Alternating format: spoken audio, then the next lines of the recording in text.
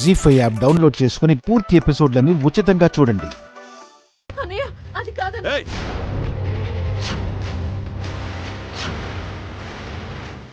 ఎవరే నీకు అన్నయ్య? ఇంకొకసారి నోటితో నన్ను అన్నయ్య అని పిలిచావో చెల్లెలువని కూడా చూడను.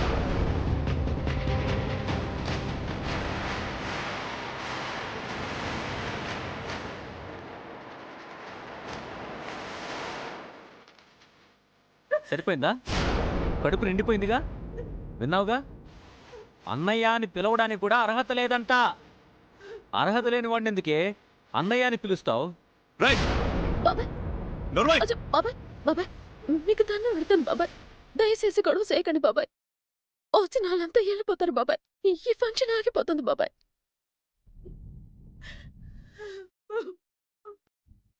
అవును సార్, దయచేసి గొడవ పడకండి. అల్లరిపాలైతే ఆ తర్వాత ఫీల్ అయ్యేది మన రాతే అండి. ప్లీజ్ అర్థం చేసుకోండి. అవును బాబాయ్, నువ్వు నానమ్మ రావాలని, నన్ను మనసారా ఆశీర్వదించాలని ఎంతో ఆశతో కబురు పంపాను.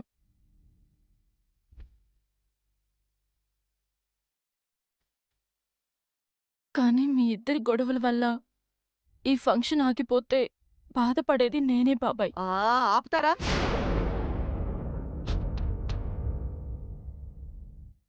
అసలు ఎవరింటికి ఎవరొచ్చారు? ఎవరితో ఎవరు గొడవ పడుతున్నారు? ఎందుకు గొడవ పడుతున్నారో కనీసం మీలో ఒక్కరికైనా క్లారిటీ ఉందా? కాంతమత, ఇక్కడ జరుగుతున్న దాంట్లో క్లారిటీ లేదని ఎవరు చెప్పారు నీకు? ఇంకా ఏం చెప్పాలి?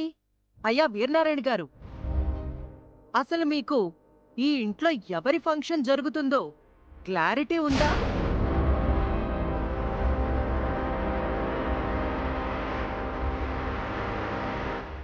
ఎందుకు లేదు?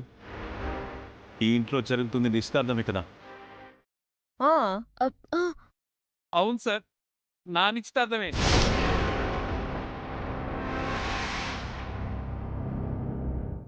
చిట్టమ్మా, ఈ ఇంట్లో జరుగుతున్న నిశ్చితార్థం ఎవరిది? బాబాయ్, నేను చెప్తాను.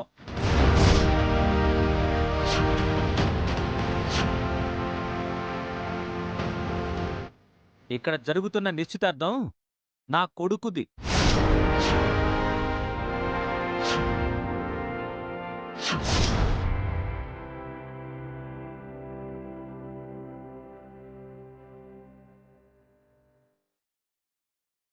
నీ కొడుకుదా? నీ కొడుకుదా? ఏ, నీకు పెళ్లి కాలేదని ప్రపంచంలో ఎవ్వరికీ పెళ్లి కాకూడదని కోరుకుంటున్నావా?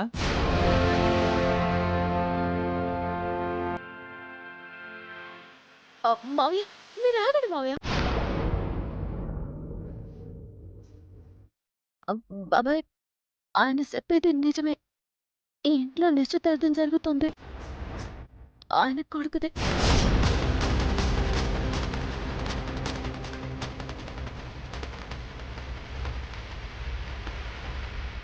కొడుకుదా? అంటే మన లతకి కాబోయే భర్త ఇదిగో వీడే.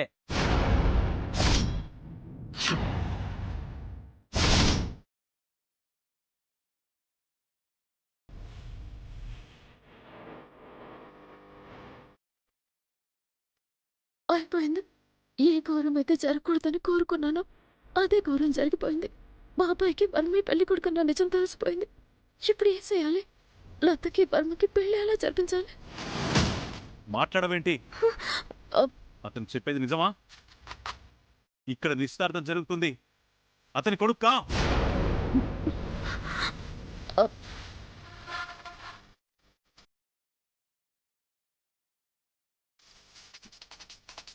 జీ5 యాప్ డౌన్లోడ్ చేసి అన్ని ఎపిసోడ్స్ పూర్తి ఉచితంగా చూడండి.